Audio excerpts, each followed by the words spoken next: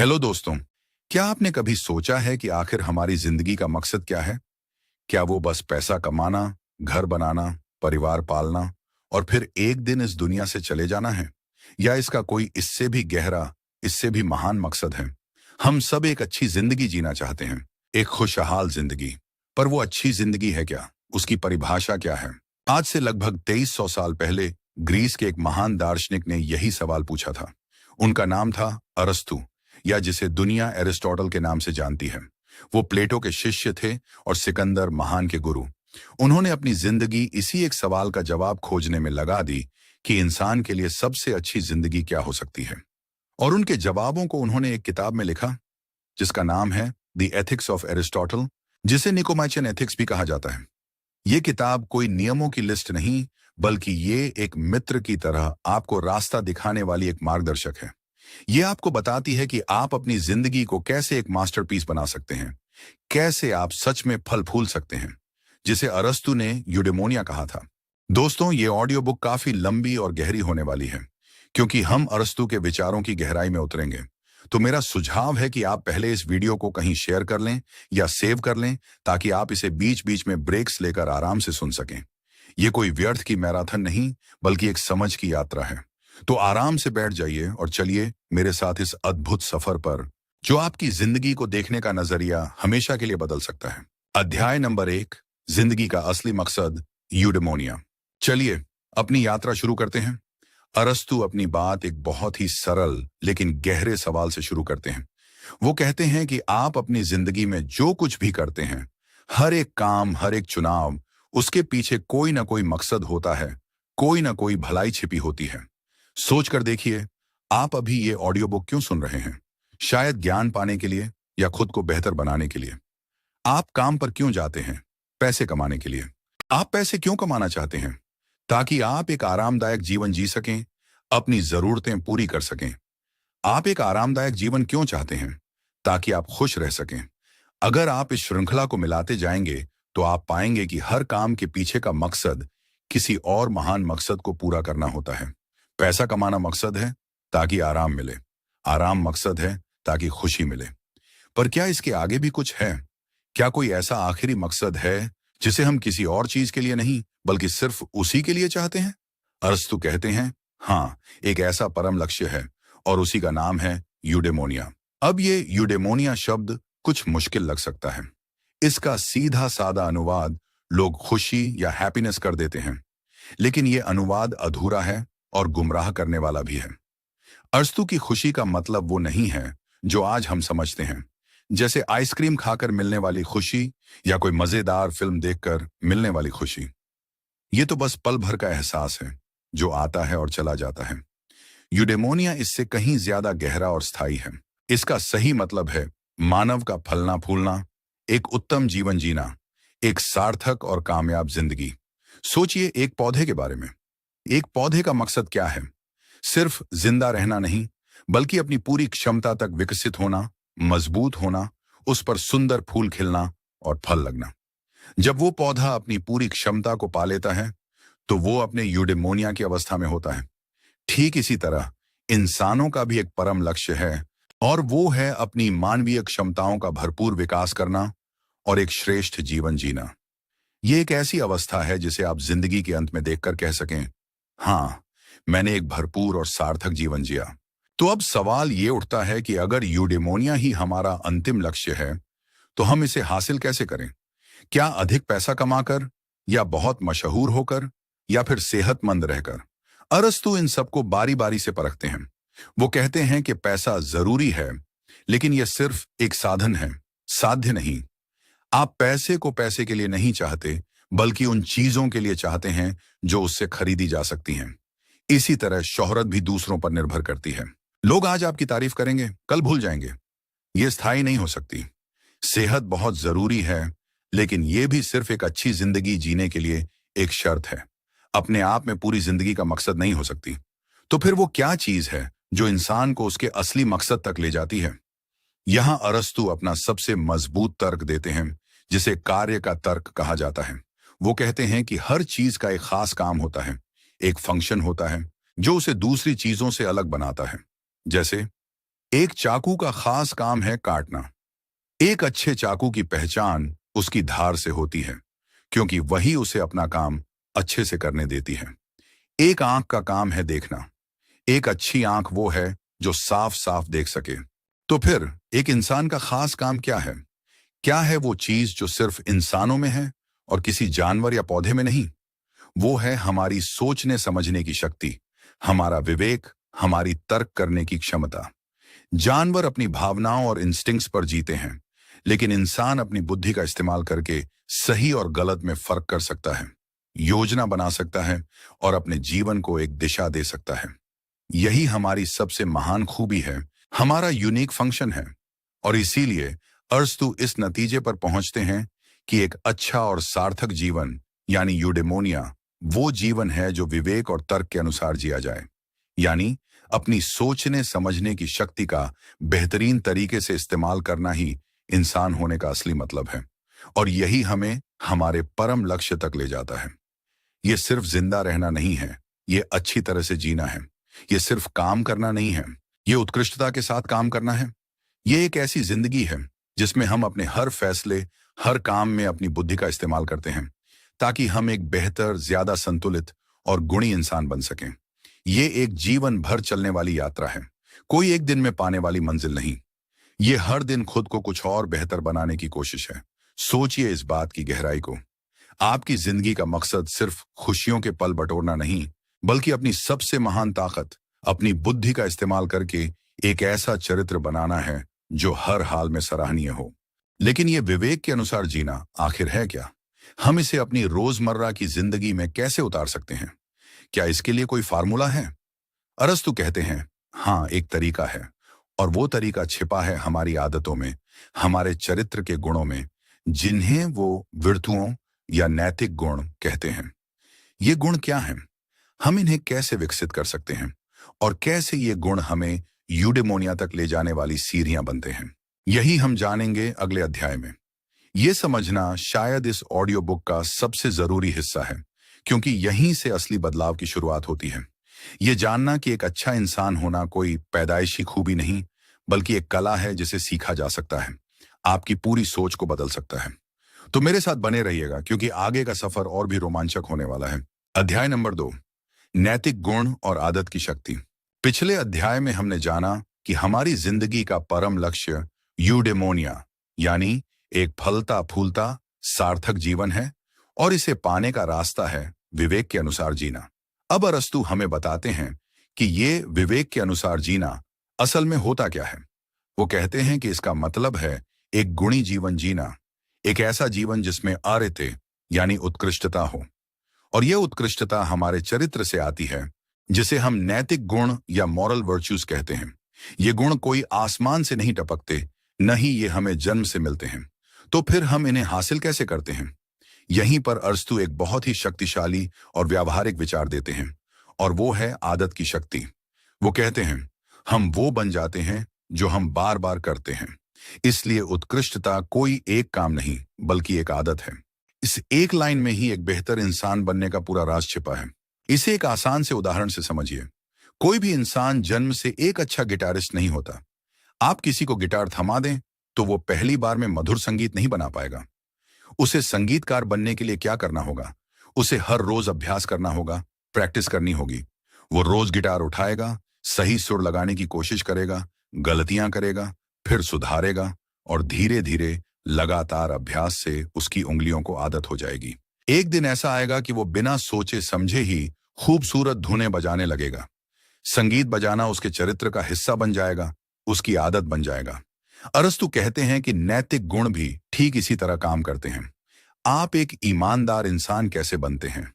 एक दिन ईमानदारी का विशाल काम करके नहीं, बल्कि रोजमर्रा की छोटी छोटी बातों में बार बार ईमानदारी का व्यवहार करके। जब आप बार बार सच बोलते हैं, धोखा नहीं देते, अपना काम निष्ठा से करते हैं, तो धीरे धीरे ईमानदारी आपकी आदत बन जाती है, आपके चरित्र का हिस्सा बन जाती है। फिर मुश्किल हालातों में भी आपके अंदर से ईमानदारी अपने आप निकलती है, आपको सोचना नहीं होता। अरस्तु गुणों को 2 हिस्सों में बांटते हैं, बौद्धिक गुण और नैतिक गुण। बौद्धिक गुण वो हैं जो हमारी बुद्धि से संयुक्त हैं, जैसे ज्ञान, समझदारी, विवेक। इन्हें हम अध्ययन और सीखने सिखाने से हासिल करते हैं, लेकिन नैतिक गुण जैसे साहस, संयम, उदारता, न्याय, ये हमारे चरित्र और व्यवहार से संयुक्त हैं। और इन्हें हम सिर्फ अध्ययन करके या सुनकर नहीं सीख सकते। इन्हें हमें करके सीखना होता है, अभ्यास से अपनी आदत बनाना होता है। जैसे एक तैराक सिर्फ किताब का अध्ययन करके तैराकी नहीं सीख सकता, उसे पानी में उतरना ही होता है, हाथ पैर चलाने होते हैं। उसी तरह एक साहसी इंसान बनने के लिए हमें भय का सामना करना सीखना होता है, बार बार छोटे छोटे साहसी कदम उठाने होते हैं। एक दयालु इंसान बनने के लिए हमें बार बार दूसरों की मदद करने की आदत विकसित करनी होती है। ये प्रक्रिया ठीक वैसी ही है जैसे कोई कारीगर पत्थर को तराश कर एक सुंदर मूर्ति बनाता है। हमारा चरित्र एक अनगढ़ पत्थर की तरह है, और हमारे रोज के काम, हमारे रोज के चुनाव उस छेनी हथौड़े की तरह हैं, जो इस पत्थर को धीरे धीरे तराश कर एक गुणी व्यक्तित्व की मूरत में बदल देते हैं। ये विचार बहुत ही आशावादी और शक्तिशाली है। इसका मतलब है कि आप आज जैसे भी इंसान हैं, आप कल उससे बेहतर बन सकते हैं। आपका अतीत ये तय नहीं करता कि आपका भविष्य कैसा होगा। आप अपनी आदतों को बदलकर अपना चरित्र बदल सकते हैं, और अपना चरित्र बदलकर अपनी किस्मत बदल सकते हैं। अगर आपको लगता है कि आप में संयम की कमी है, आप जल्दी गुस्सा हो जाते हैं, तो आप संयम का अभ्यास शुरू कर सकते हैं। जब भी गुस्सा आए तो 10 तक गिनना, या 1 गिलास पानी पीना, या उस जगह से हट जाना, ये छोटे छोटे अभ्यास धीरे धीरे आपके गुस्से को काबू करने की आदत डाल देंगे।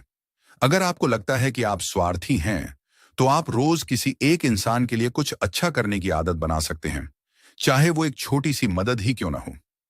ये लगातार किए गए छोटे छोटे प्रयास ही एक दिन विशाल बदलाव लाते हैं। ये एक बहुत अहम जिम्मेदारी भी है, क्योंकि इसका मतलब है कि हम अपने चरित्र के लिए खुद उत्तरदायी हैं। हम ये कहकर नहीं बच सकते कि मैं तो ऐसा ही हूं। अरस्तु के अनुसार आप जैसे हैं वो आपके पिछले चुनावों और आदतों का नतीजा है, और आप भविष्य में जैसे होंगे वो आपके आज के चुनावों और आदतों का नतीजा होगा। लेकिन यहाँ एक मुश्किल सवाल उपस्थित होता है। अगर हम गुणी बनने के लिए गुणी काम करते हैं, तो फिर शुरुआत कैसे करें? अगर एक ईमानदार काम करने के लिए पहले से ईमानदार होना जरूरी है, तो ये तो एक चक्रव्यूह जैसा हो गया। अरस्तु इसका भी जवाब देते हैं। वो कहते हैं कि शुरुआत में आप शायद किसी की नकल करके या किसी के कहने पर सही काम करते हैं। जैसे एक बच्चा अपने माता पिता को देखकर प्लीज और थैंक यू बोलना सीखता है। भले ही शुरुआत में उसे उसका मतलब न पता हो, लेकिन बार बार ऐसा करते करते उसे समझ आने लगता है कि ये एक अच्छा व्यवहार है, और फिर वो उसे दिल से अपनाने लगता है। इसी तरह हम भी शुरुआत में किसी गुणी इंसान को अपना रोल मॉडल मान सकते हैं, और ये देख सकते हैं कि वो अलग अलग परिस्थितियों में कैसे व्यवहार करता है। हम उसकी तरह करने की कोशिश कर सकते हैं।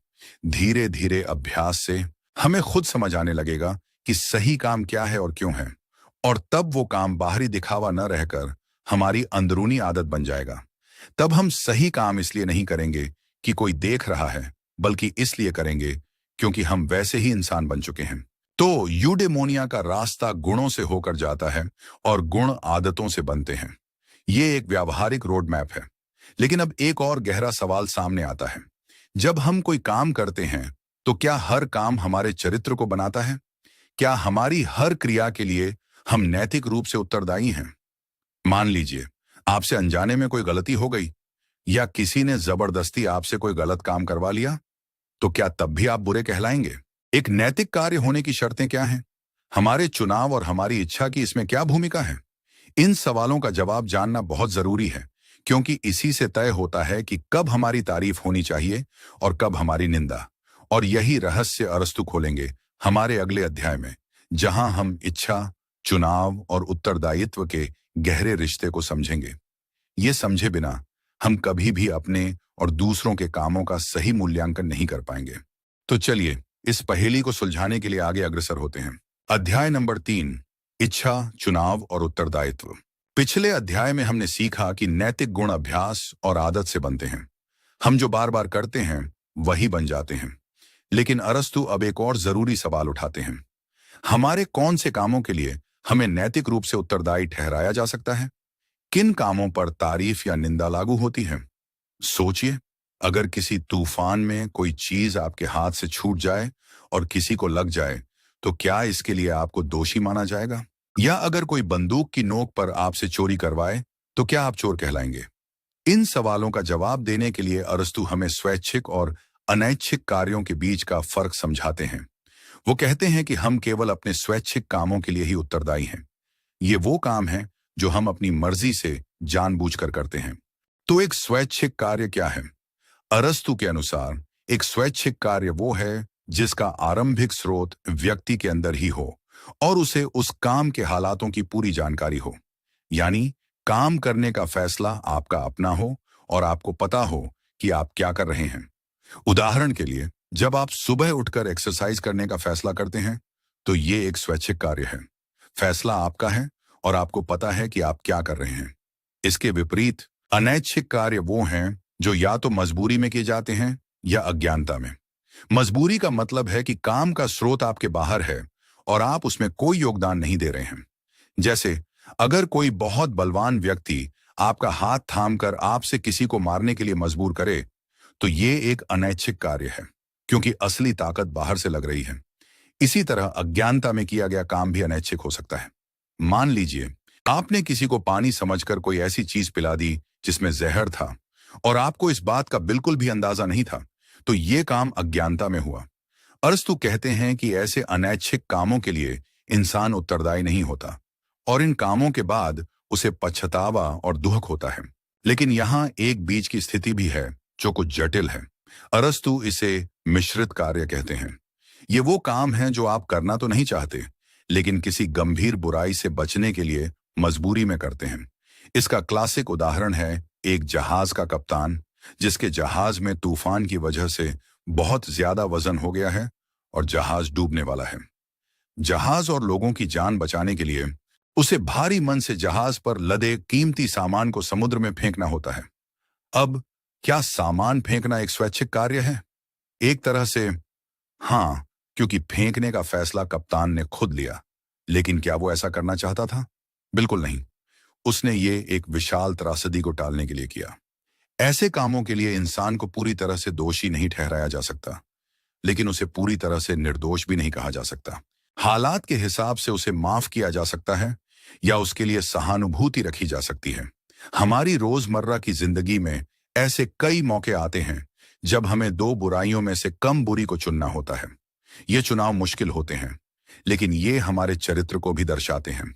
अब आते हैं उस चीज पर जो इंसानों को जानवरों से सबसे ज्यादा अलग करती है, और वो है चुनाव। अरस्तु कहते हैं कि हर स्वैच्छिक कार्य एक चुनाव नहीं होता। बच्चे और जानवर भी अपनी इच्छा से काम करते हैं, लेकिन वो सोच समझकर विचार विमर्श करके चुनाव नहीं करते। चुनाव एक खास तरह का स्वैच्छिक कार्य है जिसमें पहले विचार विमर्श शामिल होता है। हम सिर्फ उन्हीं चीजों के बारे में विचार विमर्श करते हैं जो हमारे नियंत्रण में हैं, जिन्हें हम कर सकते हैं। हम इस बात पर विचार नहीं करते कि सूरज पूरब से उगेगा या पश्चिम से। हम इस पर विचार करते हैं कि क्या मुझे आज अपनी सेहत के लिए जंक फूड त्याग कर सलाद खाना चाहिए, या क्या मुझे इस मुश्किल प्रोजेक्ट को हाथ में लेना चाहिए। हम अपने लक्ष्य को सामने रखते हैं और फिर उस लक्ष्य तक पहुंचने के साधनों के बारे में सोचते हैं, उनके फायदे नुकसान तोलते हैं और फिर सबसे अच्छे साधन का चुनाव करते हैं। ये पूरी प्रक्रिया यानी सोचना, तोलना और फिर फैसला करना ही चुनाव है, और हमारे यही चुनाव हमारे चरित्र का सबसे सच्चा आईना होते हैं। आप क्या चाहते हैं? इससे ज्यादा जरूरी ये है कि आप उस चाहत को पूरा करने के लिए क्या रास्ता चुनते हैं। ये समझना बहुत जरूरी है, क्योंकि यही हमें हमारी जिंदगी का चालक बनाता है। हम सिर्फ घटनाओं पर प्रतिक्रिया नहीं दे रहे हैं, हम सक्रिय रूप से अपने रास्ते चुन रहे हैं। जब आप गुस्से में किसी को कुछ बुरा कह देते हैं तो आप ये नहीं कह सकते कि गुस्से ने मुझसे कहलवा दिया। नहीं, आपने उस पल में बुरा कहने का चुनाव किया। आपके पास चुप रहने का या शांति से बात करने का विकल्प भी था। हमारे हर चुनाव के साथ एक उत्तरदायित्व संलग्न होता है, और जैसा कि हमने पिछले अध्याय में सीखा, हमारे ये लगातार किए गए चुनाव ही हमारी आदतें बनाते हैं और हमारी आदतें हमारा चरित्र बनाती हैं। अगर आप बार बार आसान लेकिन गलत रास्ता चुनते हैं तो आपका चरित्र वैसा ही बन जाएगा। अगर आप मुश्किल लेकिन सही रास्ता चुनते हैं तो आप एक गुणी इंसान बनेंगे। इसका मतलब है कि हम अपने चरित्र के निर्माता खुद हैं। ये एक बहुत अहम आजादी भी है और एक बहुत अहम उत्तरदायित्व भी। तो अब तक हमने समझ लिया कि हमारा लक्ष्य यूडेमोनिया है, जिसे हम नैतिक गुणों से पाते हैं। नैतिक गुण आदत से बनते हैं और आदतें हमारे स्वैच्छिक चुनावों का नतीजा होती हैं। अब पहेली का सबसे महत्वपूर्ण अंश सामने आता है। आखिर ये सही चुनाव है क्या? ये गुणी कार्य क्या है? अगर साहस एक गुण है, तो कितना साहस दिखाना सही है? अगर उदारता एक गुण है, तो कितना दान देना सही है? क्या हर परिस्थिति में एक ही जवाब होता है? यहीं पर अरस्तु अपना सबसे प्रसिद्ध और क्रांतिकारी सिद्धांत पेश करते हैं, जिसे स्वर्णिम मध्यमान का सिद्धांत कहा जाता है। ये वो सिद्धांत है जो हमें बताता है कि हर गुण दो अतिवादी बुराइयों के बीच का एक संतुलन है। ये सिद्धांत क्या है और ये हमारी रोजमर्रा की जिंदगी में सही रास्ता खोजने में कैसे मदद करता है? ये एक ऐसा रहस्य है जो आपको हर नैतिक दुविधा में एक मार्गदर्शक की तरह काम आएगा। और इसी रहस्य से पर्दा हम उठाएंगे अपने अगले अध्याय में। ये समझना आपके लिए जीवन बदलने वाला हो सकता है, क्योंकि ये आपको सिखाएगा कि कैसे हर स्थिति में सही मात्रा खोजनी है। तो कहीं जाइएगा मत, क्योंकि असली मजा तो अब शुरू होने वाला है। अध्याय नंबर 4, स्वर्णिम मध्यमान, साहस और संयम का रास्ता। अब हम अरस्तु के दर्शन के दिल में प्रवेश कर रहे हैं, उनके सबसे प्रसिद्ध और व्यावहारिक विचार पर, जिसे स्वर्णिम मध्यमान कहा जाता है। अब तक हम ये जान चुके हैं कि हमें गुणी बनना है, लेकिन सवाल ये है कि गुण असल में है क्या? क्या साहसी होने का मतलब हर खतरे में कूद जाना है? क्या उदार होने का मतलब अपना सब कुछ लुटा देना है? अरस्तु कहते हैं, नहीं, बिल्कुल नहीं। वो एक क्रांतिकारी विचार देते हैं। हर नैतिक गुण दो चरम सीमाओं के बीच का एक संतुलित मध्य बिंदु है। ये दो चरम सीमाएं दोनों ही अवगुण हैं। एक है अभाव की बुराई, यानी उस गुण का बहुत कम होना, और दूसरी है अति की बुराई, यानी उस गुण का बहुत ज्यादा होना। गुण इन दोनों के बीच का सही संतुलन है, वो स्वर्णिम मध्यमान है। इसे समझने का सबसे अच्छा तरीका है साहस के गुण का उदाहरण लेना। साहस का संबंध भय और आत्मविश्वास की भावनाओं से है। अब सोचिए, एक तरफ वो इंसान है जिसमें भय की भावना बहुत ज्यादा है और आत्मविश्वास बहुत कम। वो हर छोटी गंभीर चुनौती से, हर खतरे से भागता है। ऐसे इंसान को हम क्या कहेंगे? हम उसे कायर कहेंगे। ये हुई अभाव की बुराई। अब दूसरी तरफ उस इंसान के बारे में सोचिए जिसमें भय की भावना बिल्कुल नहीं है और आत्मविश्वास जरूरत से बहुत ज्यादा है। वो बिना सोचे समझे हर मूर्खतापूर्ण खतरे में कूद जाता है। उसे अपनी जान की भी परवाह नहीं होती। ऐसे इंसान को हम क्या कहेंगे? हम उसे उतावला या दुस्साहसी कहेंगे। ये हुई अति की बुराई। अरस्तु कहते हैं कि कायरता और दुस्साहस दोनों ही अवगुण हैं। असली गुण यानी साहस, इन दोनों के बीच का संतुलन है। साहसी व्यक्ति वो है जो सही चीजों से सही समय पर सही कारण के लिए भयभीत भी होता है और उनका सामना भी करता है। वो न तो हर परछाई से भयभीत होकर भागता है और न ही बेमतलब की बहादुरी दिखाकर अपनी जान गंवाता है। एक सैनिक जो देश की रक्षा के लिए संघर्ष करता है वो साहसी है, लेकिन एक युवक जो दोस्तों के सामने प्रदर्शन करने के लिए चलती ट्रेन से कूदने की कोशिश करता है वो साहसी नहीं, दुस्साहसी है। एक और उदाहरण लेते हैं, संयम का। संयम का संबंध हमारी शारीरिक इच्छाओं और आनंदों से है, जैसे खाना पीना।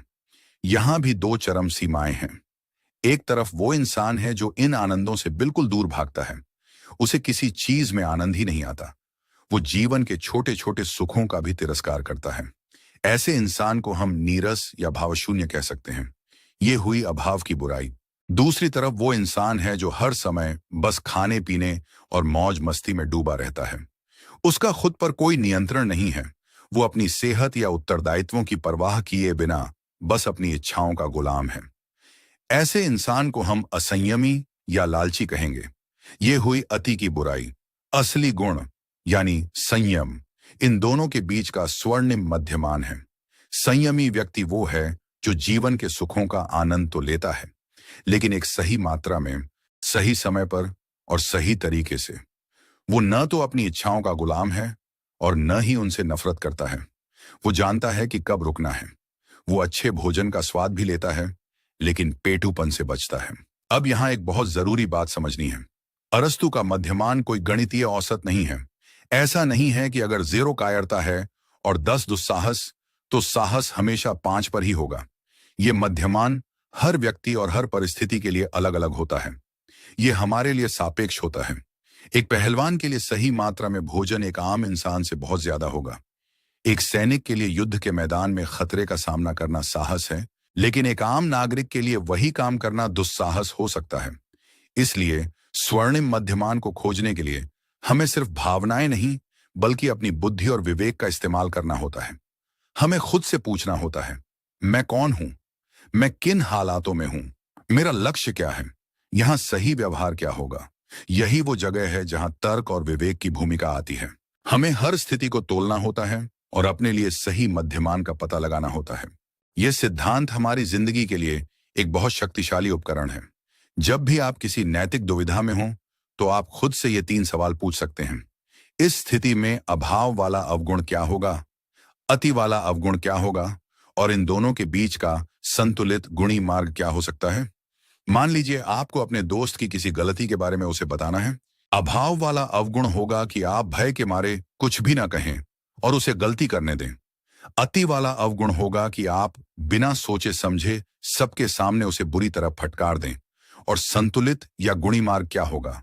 शायद अकेले में, प्यार से, सही शब्दों का चुनाव करके उसे उसकी गलती का एहसास कराना, ताकि वो सुधर भी जाए और हमारी दोस्ती भी भंग ना हो।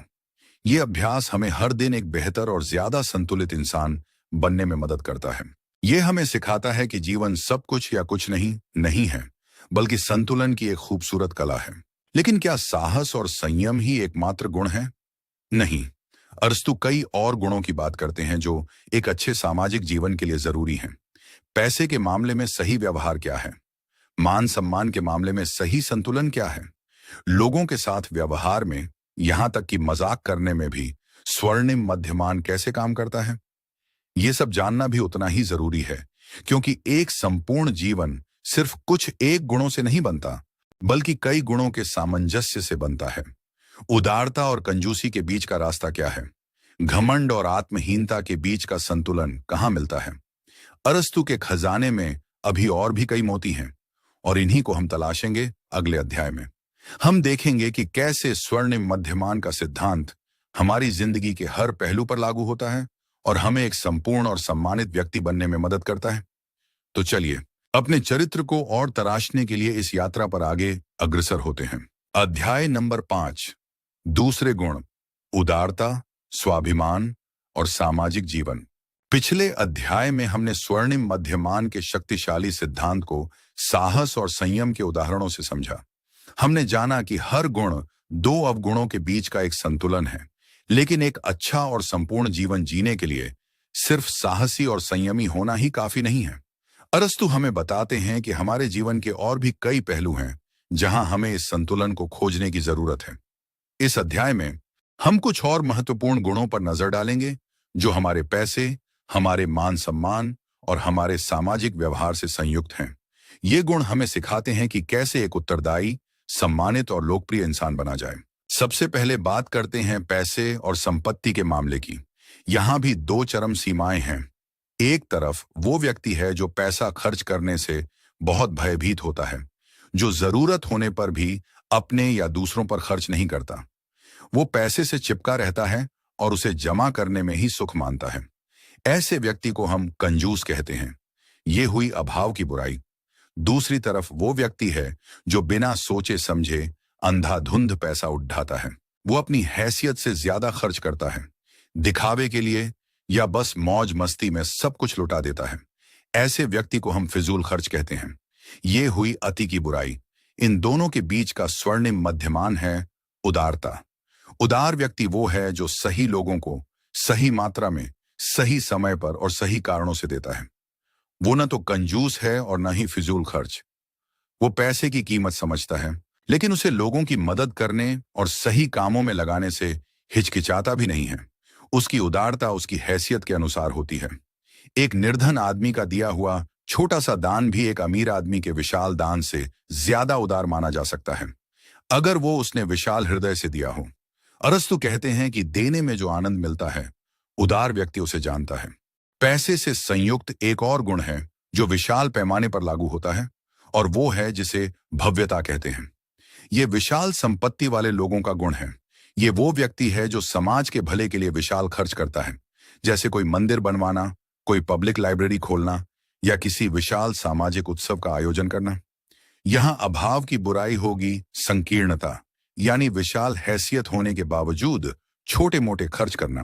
और अति की बुराई होगी अशिष्ट प्रदर्शन, यानी पैसे को बेढंगे तरीके से सिर्फ अपनी अमीरी दिखाने के लिए खर्च करना, जिसमें कोई सुंदरता या सलीका ना हो। भव्य व्यक्ति सही मौके पर समाज के लिए शान और सलीके से खर्च करता है। अब बात करते हैं मान सम्मान की, जो हर इंसान के लिए बहुत मायने रखता है। यहां भी स्वर्णिम मध्यमान काम करता है। अरस्तु एक बहुत ही खूबसूरत गुण की बात करते हैं, जिसे महान स्वाभिमान कहा जा सकता है। ये उस व्यक्ति का गुण है जो खुद को महान सम्मान के योग्य समझता है और असल में वो उसके योग्य होता भी है। वो महान काम करता है, अहम उत्तरदायित्व लेता है और छोटी मोटी बातों या अपमान से विचलित नहीं होता। वो न तो चापलूसी करता है और न ही किसी से अनावश्यक उम्मीदें रखता है। यहाँ अभाव की बुराई है आत्महीनता या संकीर्ण हृदय होना। ये वो व्यक्ति है जो योग्य होते हुए भी खुद को कम आंकता है और महान कामों से भयभीत होता है। और अति की बुराई है घमंड या मिथ्याभिमान। ये वो व्यक्ति है जो योग्य न होते हुए भी खुद को महान सम्मान का अधिकारी समझता है और हर जगह अपनी प्रशंसा करता फिरता है। महान स्वाभिमानी व्यक्ति अपनी कीमत जानता है और उसे साबित करने के लिए शांत और स्थिर रहकर महान काम करता है। हमारे रोजमर्रा के सामाजिक व्यवहार में भी संतुलन की जरूरत होती है। लोगों के साथ घुलने मिलने में, बातचीत करने में भी गुण और दोष होते हैं। एक तरफ वो व्यक्ति है जो हर किसी की हर बात में हाँ मिलाता है, किसी को भी नाराज नहीं करना चाहता, चाहे बात गलत ही क्यों ना हो। ऐसे व्यक्ति को हम चापलूस या सबको प्रसन्न करने वाला कह सकते हैं। दूसरी तरफ वो व्यक्ति है जो हर बात पर कलह करता है, बहुत कलह प्रिय और असहमति जताने वाला होता है। ऐसे व्यक्ति को हम कलह प्रिय कहते हैं। इन दोनों के बीच का स्वर्णिम मध्यमान है मित्रवत व्यवहार। ये वो व्यक्ति है जो मिलनसार है, दूसरों के साथ अच्छे से पेश आता है, लेकिन जब जरूरत होती है तो सच बोलने और सही बात पर सहमति जताने से भी नहीं भयभीत होता। वो बिना वजह किसी को खुश करने की कोशिश नहीं करता और न ही बिना वजह किसी से दुश्मनी मोल लेता है। यहां तक कि मजाक और हास्य के मामले में भी अरस्तु एक स्वर्णिम मध्यमान बताते हैं। एक तरफ वो व्यक्ति है जो कभी मजाक नहीं समझता, जिसे किसी चुटकुले पर हंसी नहीं आती और जो बहुत ही नीरस और उबाऊ होता है। ऐसे व्यक्ति को नीरस व्यक्ति कहते हैं। दूसरी तरफ वो व्यक्ति है जो हर समय हर किसी का बिना सोचे समझे मजाक करता रहता है, जिसे अपनी और दूसरों की इज्जत का ख्याल नहीं रहता। ऐसे व्यक्ति को मस्खरा या विदूषक कहते हैं। इन दोनों के बीच का स्वर्णिम मध्यमान है वाक्पटुता या हाजिर जवाबी। ये वो व्यक्ति है जिसका सेंस ऑफ ह्यूमर अच्छा है। वो सही मौके पर सही मजाक करना जानता है और उसका मजाक किसी को अपमानित करने वाला नहीं, बल्कि माहौल को हल्का फुल्का और खुशनुमा बनाने वाला होता है। इन सभी गुणों को देखकर हमें समझ आता है कि अरस्तु का दर्शन कितना व्यावहारिक और जीवन के हर पहलू को छूने वाला है। वो हमें सिर्फ विशाल आदर्श नहीं देते, बल्कि रोजमर्रा की जिंदगी में एक बेहतर, संतुलित और सम्मानित इंसान बनने का नक्शा देते हैं। लेकिन इन सभी गुणों में से एक गुण ऐसा है जिसे अरस्तु समाज की नींव मानते हैं। एक ऐसा गुण जिसके बिना कोई भी समाज, कोई भी राज्य टिक नहीं सकता। ये गुण बाकी सभी गुणों को एक साथ मिलाने वाला धागा है। ये गुण है न्याय। न्याय क्या है? ये कितने प्रकार का होता है? और एक न्यायपूर्ण व्यक्ति होना क्या होता है? ये सवाल इतना विशाल और महत्वपूर्ण है कि अरस्तु ने इस पर एक पूरा अध्याय समर्पित किया है। और इसी महत्वपूर्ण गुण यानी न्याय के रहस्य को हम अगले अध्याय में खोलेंगे, क्योंकि जब तक हम न्याय को नहीं समझेंगे तब तक एक अच्छे समाज और एक अच्छे इंसान की हमारी समझ अधूरी रहेगी। अध्याय नंबर 6, न्याय समाज की नींव। अब तक हमने जितने भी व्यक्तिगत गुणों की बात की, जैसे साहस, संयम, उदारता, ये सब एक व्यक्ति को अपने चरित्र को बेहतर बनाने में मदद करते हैं। लेकिन अब हम उस गुण पर आ रहे हैं जिसे अरस्तु संपूर्ण गुण कहते हैं, क्योंकि इसका संबंध सिर्फ हमसे नहीं बल्कि दूसरों के साथ हमारे व्यवहार से है। ये वो गुण है जो समाज को एक साथ बांध कर रखता है, और वो है न्याय। अरस्तु के लिए न्याय कोई अमूर्त सिद्धांत नहीं, बल्कि एक व्यावहारिक गुण है जो हमारे हर लेन देन, हर रिश्ते और हर सामाजिक व्यवस्था में दिखना चाहिए। वो कहते हैं कि एक न्यायपूर्ण व्यक्ति होना ही असल में एक अच्छा व्यक्ति होना है, क्योंकि वो न सिर्फ अपना भला सोचता है, बल्कि दूसरों के प्रति भी अपने उत्तरदायित्वों को समझता है। अरस्तु न्याय को दो मुख्य भागों में बांटते हैं। पहला है सामान्य न्याय। ये कानून का पालन करने के बराबर है। जब एक राज्य अच्छे कानून बनाता है जो नागरिकों की भलाई और सुरक्षा को संवर्धित करते हैं, तो उन कानूनों का पालन करना ही न्याय है। ऐसा व्यक्ति जो कानूनों का पालन करता है, वो समाज के प्रति अपने कर्तव्यों को पूरा कर रहा है और सामाजिक सद्भाव बनाए रखने में मदद कर रहा है। इस अर्थ में न्याय लगभग सभी गुणों का मिला जुला रूप है, क्योंकि कानून हमें साहसी बनने, संयमी रहने और अपने कर्तव्यों को पूरा करने के लिए प्रोत्साहित करते हैं। जो व्यक्ति कानून भंग करता है वो अन्यायपूर्ण है, क्योंकि वो सामाजिक व्यवस्था को नुकसान पहुंचाता है। लेकिन अरस्तु का असली फोकस न्याय के दूसरे रूप पर है, जिसे वो विशेष न्याय कहते हैं। ये उस चीज से संयुक्त है जिसे हम आज निष्पक्षता कहते हैं। इसका संबंध समाज में सम्मान, धन और दूसरी अच्छी चीजों के उचित बंटवारे से है। यहाँ अन्याय का मतलब होता है किसी को उसके हिस्से से ज्यादा देना या लेना, यानी लालच करना। इस विशेष न्याय को भी अरस्तु आगे दो हिस्सों में बांटते हैं, जो हमारे लिए समझना बहुत जरूरी है। पहला है वितरणात्मक न्याय और दूसरा है सुधारात्मक न्याय। वितरणात्मक न्याय का संबंध समाज में संसाधनों, सम्मान और अवसरों के बंटवारे से है। जैसे सरकारी नौकरियां, पुरस्कार या सब्सिडी का बंटवारा कैसे होना चाहिए। अरस्तु कहते हैं कि यहाँ बराबरी का मतलब सबको एक समान देना नहीं है, बल्कि यहाँ योग्यता के आधार पर आनुपातिक बराबरी होनी चाहिए। इसका मतलब है कि जिसे जितना मिलना चाहिए उसे उतना मिले। उदाहरण के लिए, अगर एक संगीत प्रतियोगिता में दो गायक हैं, एक बहुत अच्छा गाता है और दूसरा बहुत साधारण, तो न्याय ये नहीं है कि दोनों को बराबर इनाम दिया जाए। न्याय ये है कि बेहतर गायक को उत्तम इनाम मिले और साधारण गायक को छोटा। इसी तरह समाज में ज्यादा उत्तरदायित्व और योगदान देने वाले को ज्यादा सम्मान मिलना चाहिए। यहाँ अन्याय तब होता है जब बराबर योग्यता वालों के साथ असमान व्यवहार हो या असमान योग्यता वालों के साथ समान व्यवहार हो। ये सिद्धांत आज भी आरक्षण, टैक्स सिस्टम और वेतन संरचना जैसी बहसों के केंद्र में है। न्याय का दूसरा प्रकार है सुधारात्मक न्याय।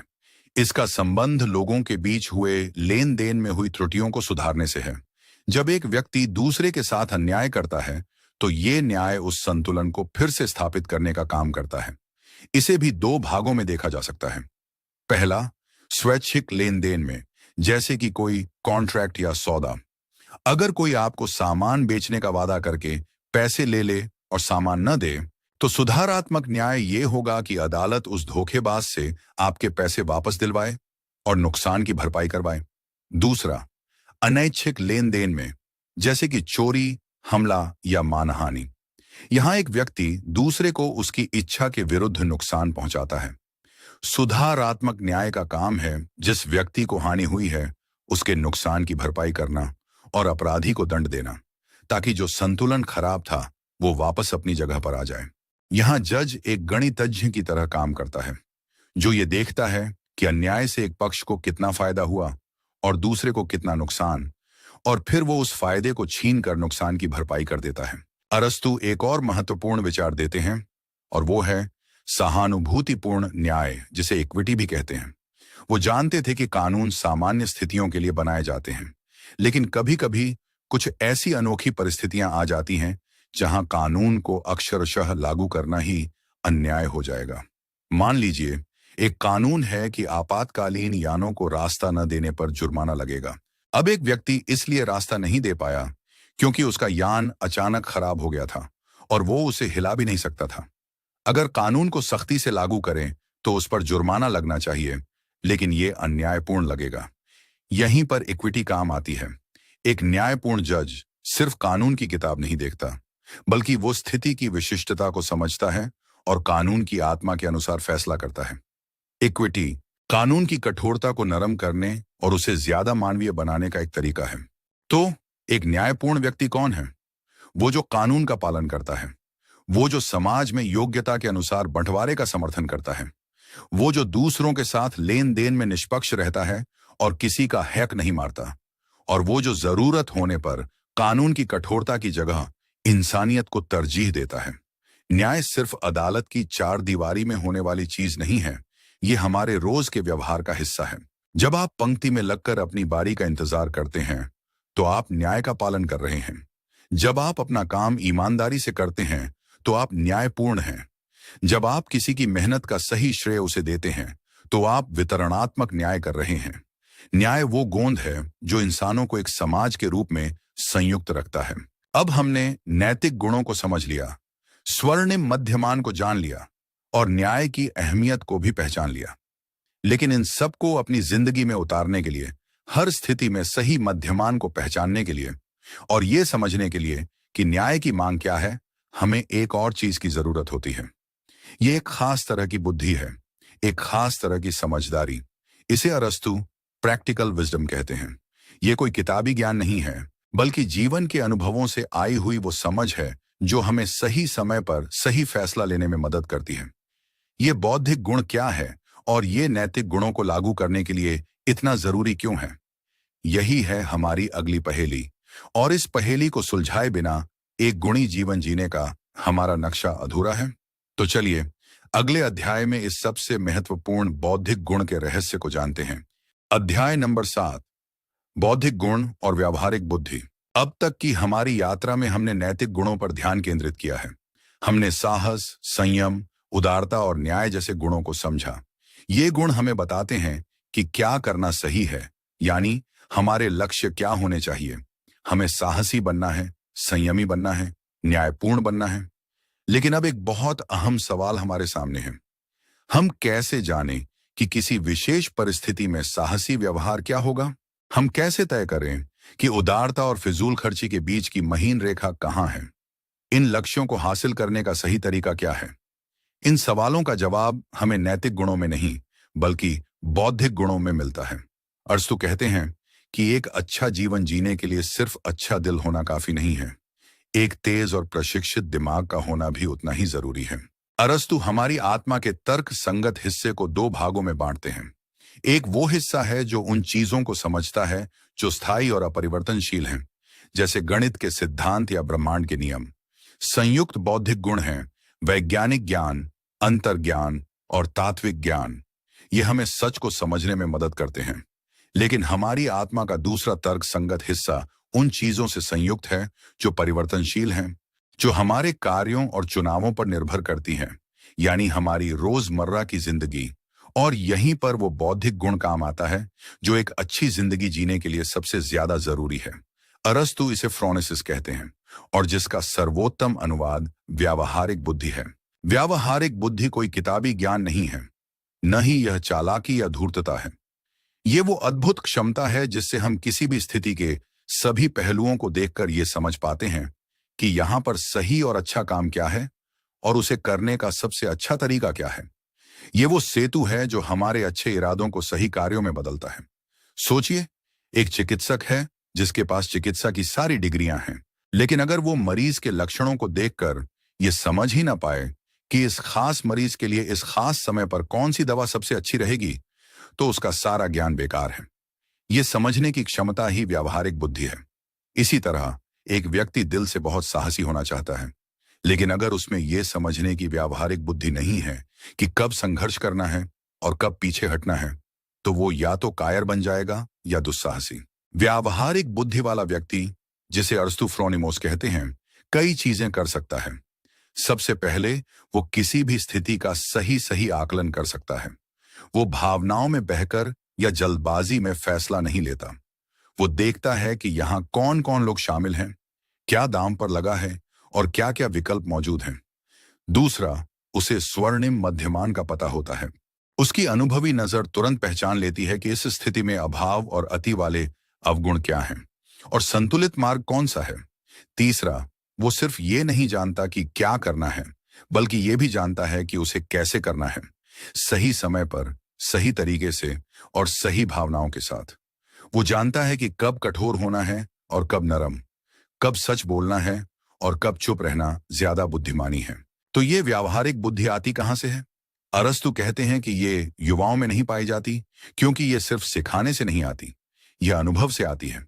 जीवन में अलग अलग परिस्थितियों का सामना करके सफलता और असफलता से सीखकर और गुणी लोगों को देखकर ही ये बुद्धि विकसित होती है। जब आप बार बार नैतिक चुनाव करते हैं और उनके परिणामों को देखते हैं तो धीरे धीरे आपकी समझ परिपक्व होती जाती है। आप पैटर्न पहचानने लगते हैं। आप समझने लगते हैं कि किस तरह के एक्शन से किस तरह के नतीजे निकलते हैं। ये एक कारीगर की तरह है जो सालों की मेहनत के बाद अपने हुनर में माहिर हो जाता है। उसे पता होता है कि किस सतह पर छेनी को कितना गहरा चलाना है। इसी तरह व्यावहारिक बुद्धि वाला व्यक्ति जीवन का माहिर कारीगर होता है। अरस्तु एक बहुत गहरी बात कहते हैं, नैतिक गुण और व्यावहारिक बुद्धि एक दूसरे के बिना अधूरे हैं। आप बिना व्यावहारिक बुद्धि के सच में गुणी नहीं हो सकते और बिना नैतिक गुणों के आप व्यावहारिक बुद्धि वाले नहीं हो सकते। क्यों? क्योंकि अगर आपके पास अच्छे इरादे हैं लेकिन सही फैसला लेने की बुद्धि नहीं है तो आप अच्छे इरादों के बावजूद गलतियां करते रहेंगे। जैसे कोई बच्चा जो मदद करना चाहता है पर नासमझी में चीजें और खराब कर देता है। और दूसरी तरफ अगर आपके पास बहुत व्यावहारिक बुद्धि है, आप बहुत चतुर और समझदार हैं लेकिन आपके लक्ष्य ही बुरे हैं, तो आप अपनी बुद्धि का इस्तेमाल सिर्फ चालाकी, छल कपट और अपना स्वार्थ साधने में करेंगे। आप एक सफल अपराधी बन सकते हैं लेकिन एक अच्छे इंसान नहीं। इसलिए एक संपूर्ण गुणी व्यक्ति वो है जिसके पास सही लक्ष्य और उन लक्ष्यों तक पहुंचने की सही समझ दोनों हों। यह विचार हमें सिखाता है कि एक अच्छा जीवन जीना एक सतत सीखने की प्रक्रिया है। हमें न सिर्फ अपने दिल को साफ रखना है बल्कि अपने दिमाग को भी तेज करना है। हमें अपने अनुभवों पर चिंतन करना चाहिए, अपनी गलतियों से सीखना चाहिए और उन लोगों से सलाह लेनी चाहिए जिन्हें हम समझदार और अनुभवी मानते हैं। व्यावहारिक बुद्धि ही वो कंपास है जो हमें जीवन के उतार चढ़ाव भरे समुद्र में सही दिशा दिखाता है। यह हमें बताता है कि कब कौन सा गुण लागू करना है और कितनी मात्रा में। लेकिन अब जब हम जानते हैं कि सही काम क्या है और हमारे पास उसे समझने की बुद्धि भी है, तब भी एक बहुत ही मानवीय पहेली बाकी रह जाती है।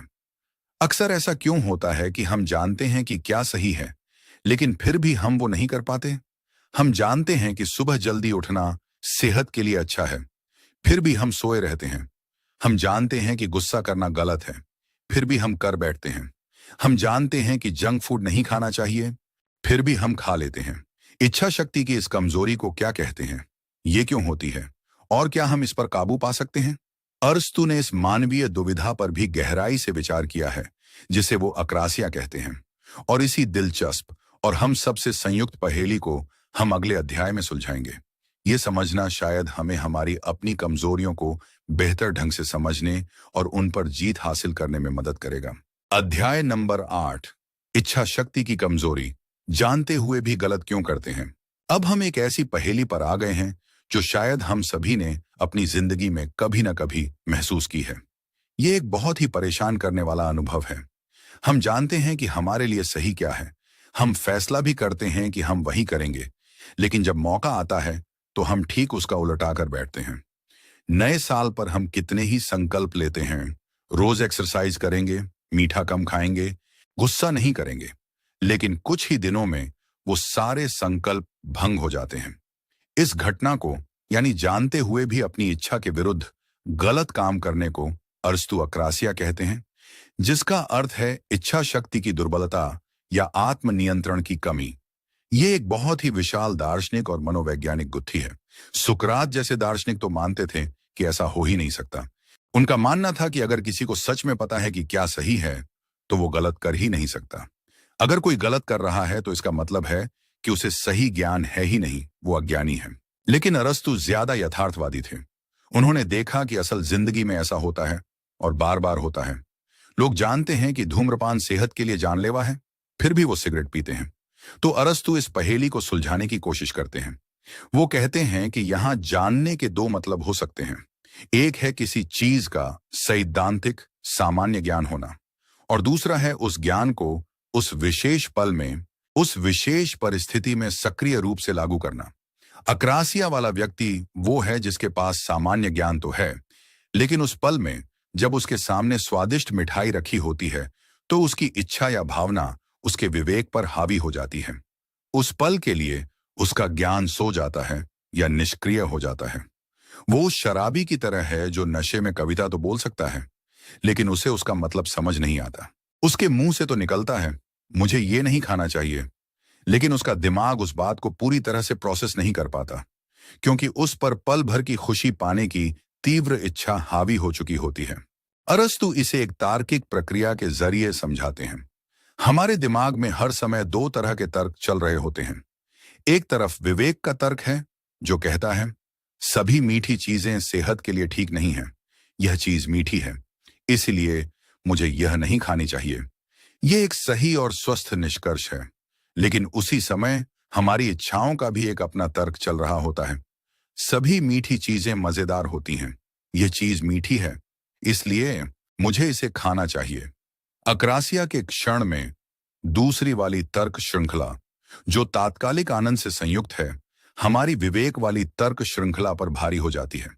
हम उस पल के सुख के आगे भविष्य के विशाल फायदे को भूल जाते हैं।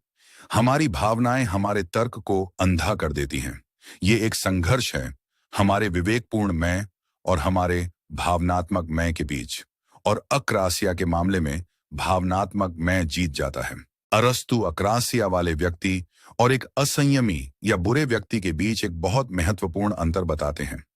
बुरा या असंयमी व्यक्ति वो है जो सोच समझकर चुनाव करके गलत काम करता है। वो मानता ही नहीं कि वो जो कर रहा है वो गलत है। वो तो अपनी बुरी इच्छाओं को ही अपना सिद्धांत बना लेता है। उसे गलत काम करने के बाद कोई पछतावा भी नहीं होता। लेकिन अक्रासिया वाला व्यक्ति अलग है। वो दिल से मानता है कि वो जो कर रहा है वो गलत है। वो एक बेहतर इंसान बनना चाहता है, और गलत काम करने के बाद उसे बहुत पछतावा और अपराध बोध होता है। वो अपनी कमजोरी से संघर्ष कर रहा होता है, भले ही हार जाता है। इसलिए अरस्तु कहते हैं कि अक्रासिया वाला व्यक्ति बुरे व्यक्ति से कहीं बेहतर है, क्योंकि उसके सुधरने की गुंजाइश है। उसका विवेक अभी मरा नहीं है, बस कमजोर हो गया है। उसे इलाज की जरूरत है, निंदा की नहीं। तो इस इच्छा शक्ति की दुर्बलता का इलाज क्या है? हम इस पर काबू कैसे पा सकते हैं? अरस्तु सीधे सीधे कोई फॉर्मूला तो नहीं देते, लेकिन उनके दर्शन से हमें कुछ संकेत मिलते हैं। सबसे पहला और सबसे जरूरी इलाज वही है जिसके बारे में हम पहले बात कर चुके हैं, आदत। जैसे अच्छी आदतें अभ्यास से बनती हैं, वैसे ही बुरी आदतें भी अभ्यास से बनती हैं। अगर आप बार बार अपनी इच्छाओं के आगे झुकते हैं, तो आपकी इच्छा शक्ति और कमजोर होती जाएगी। इसके विपरीत, अगर आप छोटी छोटी चीजों में आत्मनियंत्रण का अभ्यास करते हैं, तो आपकी इच्छा शक्ति की मांसपेशी मजबूत होती जाएगी। आज अगर आप एक चॉकलेट को न कह पाए, तो कल आप विशाल चीज को न कहने की ताकत जुटा पाएंगे। दूसरा, हमें अपनी भावनाओं और इच्छाओं को समझना और उन्हें प्रशिक्षित करना होगा। हमें यह पहचानना होगा कि कौन सी चीजें हमें ट्रिगर करती हैं, और उन स्थितियों से बचने की कोशिश करनी होगी, कम से कम शुरुआत में। तीसरा, व्यावहारिक बुद्धि का विकास करना।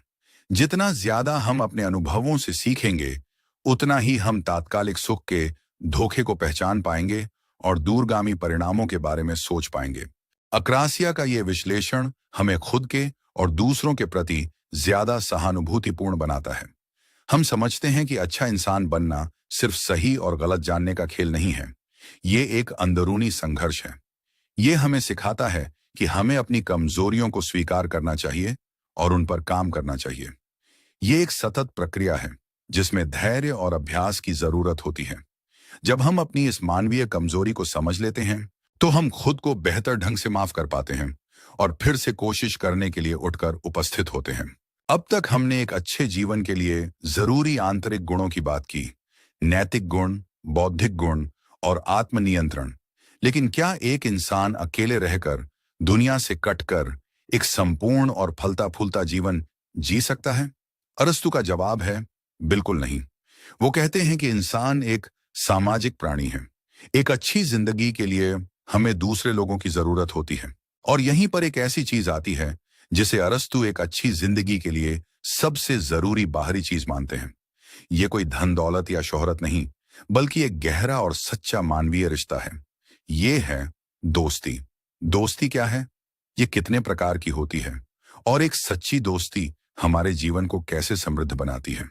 अरस्तु ने दोस्ती पर इतना ज्यादा लिखा है कि वो उनकी किताब का एक बहुत विशाल हिस्सा है। और इसी खूबसूरत विषय की गहराई में हम उतरेंगे अगले अध्याय में।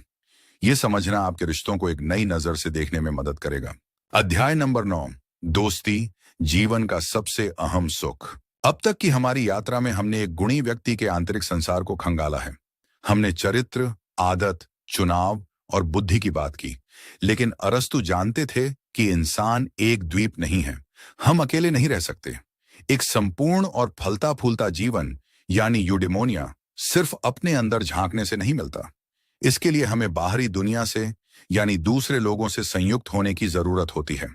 और सभी बाहरी चीजों में जैसे धन, स्वास्थ्य और सम्मान, अरस्तु एक चीज को सबसे ऊपर रखते हैं। वो कहते हैं, दोस्ती के बिना कोई भी जीना नहीं चाहेगा, चाहे उसके पास बाकी सारी अच्छी चीजें क्यों ना हों। दोस्ती को वो जीवन का सबसे महान सुख और सबसे अहम जरूरत मानते हैं। उनके लिए दोस्ती सिर्फ एक अच्छा एहसास नहीं, बल्कि एक गुण है और एक अच्छे जीवन का अनिवार्य हिस्सा है। अरस्तु दोस्ती को बहुत ही गहराई से विश्लेषण करते हैं और इसे 3 प्रकारों में बांटते हैं, जो इस बात पर आधारित हैं कि दोस्ती का आधार क्या है, यानी हम दोस्त को किस वजह से प्यार करते हैं। इन 3 प्रकारों को समझना हमारे अपने रिश्तों को परखने और समझने के लिए एक बेहतरीन आईना है। पहला प्रकार है उपयोगिता की दोस्ती। इस दोस्ती का आधार आपसी फायदा है। 2 लोग इसलिए दोस्त हैं क्योंकि वो एक दूसरे के किसी काम आते हैं, जैसे 2 व्यापारी जो एक दूसरे के साथ व्यापार करते हैं, या 2 सहकर्मी जो एक प्रोजेक्ट पर साथ काम करते हैं। यहां प्यार या लगाव व्यक्ति से नहीं, बल्कि उससे मिलने वाले फायदे से होता है। जैसे ही फायदा मिलना बंद हो जाता है, ये दोस्ती भी खत्म हो जाती है। अरस्तु कहते हैं कि ये दोस्ती बहुत आम है, खासकर वयोवृद्ध लोगों में, जो अब जुनून से नहीं बल्कि व्यावहारिकता से सोचते हैं। इसमें कुछ गलत नहीं है, लेकिन ये दोस्ती का सबसे निचला और सबसे कमजोर रूप है, क्योंकि ये स्थायी नहीं होती। दूसरा प्रकार है आनंद की दोस्ती। इस दोस्ती का आधार एक दूसरे की संगत में मिलने वाला आनंद या मजा है। ये दोस्ती युवाओं में बहुत आम होती है। वो लोग दोस्त बनते हैं जिनके शौक एक जैसे होते हैं, जिनका सेंस ऑफ ह्यूमर मिलता है, या जिनके साथ घूमना फिरना और पार्टी करना अच्छा लगता है। यहां भी प्यार व्यक्ति के चरित्र से नहीं, बल्कि उससे मिलने वाले आनंद से होता है। ये दोस्ती भी ज्यादा स्थायी नहीं होती, क्योंकि जैसे जैसे लोगों की उम्र विकसित होती है, उनके शौक और आनंद की परिभाषा बदल जाती है। जो चीजें आज मजेदार लगती हैं, वो कल शायद उबाऊ लगने लगें, और फिर ये दोस्ती भी फीकी हो जाती है। अब आता है दोस्ती का तीसरा और सबसे ऊंचा, सबसे सच्चा रूप। अरस्तु इसे गुण की दोस्ती या सच्ची दोस्ती कहते हैं। ये दोस्ती 2 ऐसे लोगों के बीच होती है जो खुद अच्छे और गुणी होते हैं, और वो एक दूसरे को उनके फायदे या उनसे मिलने वाले मजे के लिए नहीं, बल्कि उनके अच्छे चरित्र और उनके गुणों के लिए प्यार और सम्मान करते हैं। यहां आप दोस्त को इसलिए पसंद नहीं करते कि वो आपके क्या काम आता है, बल्कि इसीलिए पसंद करते हैं कि वो जैसा है। आप उसके साहस, उसकी ईमानदारी, उसकी बुद्धिमानी की कद्र करते हैं, और वो आपके गुणों की कद्र करता है। ये दोस्ती सिर्फ अच्छे लोगों के बीच ही हो सकती है, क्योंकि यहां प्यार का आधार ही अच्छाई है। ऐसी दोस्ती में दोस्त एक दूसरे को और बेहतर इंसान बनने के लिए प्रेरित करते हैं। वो एक दूसरे का आईना होते हैं, जिसमें वो अपनी अच्छाइयों को देखते हैं और अपनी कमियों को सुधारते हैं। ये सच्ची दोस्ती बहुत दुर्लभ होती है, क्योंकि गुणी लोग खुद दुर्लभ होते हैं। इसमें समय लगता है। ये पहली नजर के प्रेम जैसी नहीं होती। इसे बनने के लिए साथ में समय बिताना होता है, एक दूसरे को मुश्किल हालातों में परखना होता है, और एक दूसरे पर भरोसा कायम करना होता है। लेकिन एक बार जब ये दोस्ती बन जाती है, तो ये सबसे ज्यादा स्थायी और सबसे ज्यादा गहरी होती है। दिलचस्प बात यह है कि इस सच्ची दोस्ती में उपयोगिता और आनंद अपने आप शामिल हो जाते हैं। एक सच्चा दोस्त आपकी मदद भी करेगा और उसकी संगत में आपको आनंद भी मिलेगा, लेकिन ये दोस्ती की वजह नहीं, बल्कि उसके सुखद परिणाम होते हैं। अरस्तु कहते हैं कि एक सच्चा मित्र दूसरा स्वयं होता है। वो आपको आपसे बेहतर जानता है, आपकी खुशियों में आपसे ज्यादा खुश होता है, और आपके दुखों में आपका साथ देता है। एक अच्छा जीवन जीने के लिए दोस्ती क्यों जरूरी है? अरस्तु इसके कई कारण बताते हैं। दोस्त हमें मुश्किल समय में सहारा देते हैं। जब हम खुश होते हैं, तो हमारी खुशियां दोस्तों के साथ बांटने से दोगुनी हो जाती हैं। दोस्त हमें खुद को जानने में मदद करते हैं। जब हम अपने विचार किसी दोस्त से साझा करते हैं, तो हमें अपने विचारों में स्पष्टता मिलती है। एक गुणी दोस्त को देखकर हम सीखते हैं कि एक अच्छा जीवन कैसे जिया जाए। वो हमारे लिए एक रोल मॉडल का काम करता है। और सबसे अहम बात, दोस्ती हमें इंसान बनाती है, दूसरों की परवाह करना, उनके लिए त्याग करना, उनके साथ अपने जीवन को साझा करना, यही तो एक सार्थक जीवन का सार है। एक अकेला गुणी व्यक्ति भी शायद उतना खुश नहीं रह सकता जितना एक साधारण व्यक्ति अपने सच्चे दोस्तों के साथ रह सकता है। तो दोस्ती का ये विश्लेषण हमें क्या सिखाता है? ये हमें अपने रिश्तों को गहराई से देखने के लिए कहता है। हमें खुद से पूछना चाहिए कि हमारी ज्यादातर दोस्तियां किस प्रकार की हैं। क्या वो सिर्फ फायदे या मजे पर टिकी हैं, या उनमें सच्चाई और गुण का भी कोई अंश है? ये हमें एक अच्छा दोस्त बनने के लिए भी प्रेरित करता है। एक ऐसा दोस्त जो दूसरों को उनके गुणों के लिए महत्व दे, जो भरोसेमंद हो और जो दूसरों को बेहतर बनने में मदद करे। क्योंकि सच्ची दोस्ती पाने का सबसे अच्छा तरीका है खुद एक सच्चा दोस्त बनना। अब हम अपनी इस लंबी और गहरी यात्रा के लगभग अंत में पहुंच गए हैं। हमने जीवन के लक्ष्य को समझा, गुणों को जाना, बुद्धि की भूमिका को पहचाना और दोस्ती की अहमियत को महसूस किया। लेकिन अब भी एक आखिरी सवाल बाकी है। अगर यूडेमोनिया यानी फलता फूलता जीवन विवेक के अनुसार जीना है, तो वो कौन सी गतिविधि है जिसमें विवेक का सबसे शुद्ध और सबसे ऊंचा प्रयोग होता है? जीवन की वो कौन सी परम अवस्था है जो हमें सबसे ज्यादा खुशी और सार्थकता दे सकती है? अरस्तु अपनी किताब का अंत इसी परम प्रश्न के उत्तर के साथ करते हैं, और उनका जवाब शायद आपको चौंका दे, लेकिन वो उनके पूरे दर्शन का सार है। तो चलिए आखिरी अध्याय में जानते हैं कि अरस्तु के अनुसार खुशी का सर्वोच्च शिखर क्या है। अध्याय नंबर 10, चिंतनशील जीवन, खुशी का सर्वोच्च शिखर।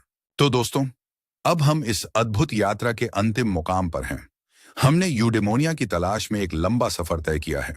हमने सीखा कि यह एक गुणी और विवेकपूर्ण जीवन जीने से मिलता है। स्वर्णिम मध्यमान के संतुलन को समझा, न्याय के महत्व को जाना, व्यावहारिक बुद्धि की भूमिका को पहचाना और सच्ची दोस्ती की गहराई को महसूस किया। अब अरस्तु हमारे सामने अंतिम और सबसे अहम सवाल रखते हैं। मनुष्य के लिए सर्वोच्च और सबसे उत्तम जीवन शैली कौन सी है? वो कौन सा जीवन है जो हमें सबसे ज्यादा और सबसे स्थायी खुशी दे सकता है, जो हमें ईश्वर के सबसे करीब ले जा सकता है? अरस्तु का जवाब स्पष्ट और दृढ़ है। सर्वोत्तम जीवन चिंतनशील जीवन है। यह सुनकर शायद आपको कुछ अजीब लगे। क्या एक दार्शनिक या वैज्ञानिक का जीवन ही सबसे अच्छा जीवन है? क्या कर्म से परिपूर्ण, समाज में योगदान देने वाला जीवन बेहतर नहीं है? अरस्तु ये नहीं कह रहे हैं कि नैतिक गुणों और सामाजिक जीवन का कोई महत्व नहीं है। वो बहुत महत्वपूर्ण है और एक अच्छे जीवन की नींव है। एक इंसान को साहसी, न्यायपूर्ण और दोस्त बनाने वाला होना ही चाहिए। ये एक संपूर्ण मानव जीवन के लिए अनिवार्य है। लेकिन अगर हम सर्वोच्च और सबसे शुद्ध खुशी की बात करें, तो वो हमें चिंतन में मिलती है।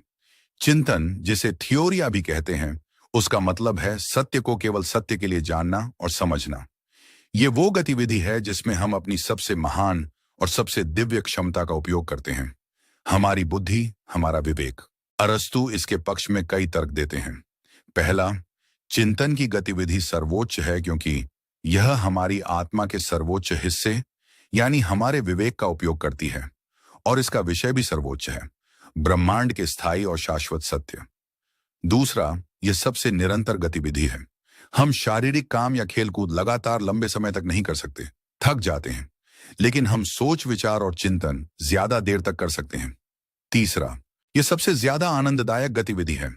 अरस्तु कहते हैं कि सत्य को खोजने और उसे समझने में जो आनंद मिलता है, वो किसी भी शारीरिक सुख से कहीं ज्यादा गहरा और शुद्ध होता है। ये एक आश्चर्यजनक आनंद है। चौथा, चिंतनशील जीवन सबसे ज्यादा आत्मनिर्भर है। नैतिक गुणों के अभ्यास के लिए हमें दूसरे लोगों और बाहरी संसाधनों की जरूरत होती है। साहसी होने के लिए खतरे की स्थिति चाहिए, उदार होने के लिए धन और जरूरतमंद लोग चाहिए, लेकिन चिंतन के लिए हमें बाहरी चीजों की न्यूनतम जरूरत होती है। एक विचारक को बस अपने दिमाग की जरूरत होती है। पांचवां, चिंतन को उसी के लिए चाहा जाता है, किसी और चीज के लिए नहीं। हम चिंतन इसलिए नहीं करते कि उससे हमें पैसा या शोहरत मिलेगी। हम उसे ज्ञान के शुद्ध आनंद के लिए करते हैं, जबकि साहसी काम हम अक्सर शांति या सुरक्षा पाने के लिए करते हैं। छठा, चिंतनशील जीवन में एक तरह का आराम और शांति होती है जो व्यस्त राजनीतिक या सैनिक जीवन में नहीं मिलती। ये हमें रोजमर्रा की चिंताओं से ऊपर उठाकर एक शांत और स्थिर अवस्था में ले जाता है। और अंत में अरस्तु कहते हैं कि ये जीवन हमें ईश्वर के सबसे करीब ले जाता है, वो मानते थे कि ईश्वर एक शुद्ध विचारक है जो हमेशा चिंतन की अवस्था में रहता है। जब हम चिंतन करते हैं तो हम उस दिव्य गतिविधि में भाग ले रहे होते हैं। हम अपने अंदर के सबसे ईश्वरीय हिस्से को सक्रिय कर रहे होते हैं।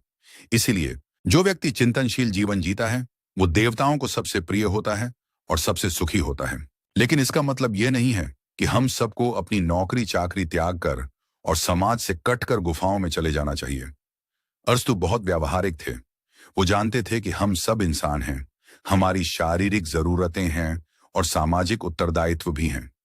इसलिए वो कहते हैं कि चिंतनशील जीवन हमारा परम आदर्श होना चाहिए, लेकिन हमें इसे एक संतुलित तरीके से जीना है। हमें एक अच्छा नागरिक, एक अच्छा दोस्त और एक अच्छा परिवार का सदस्य भी बनना है।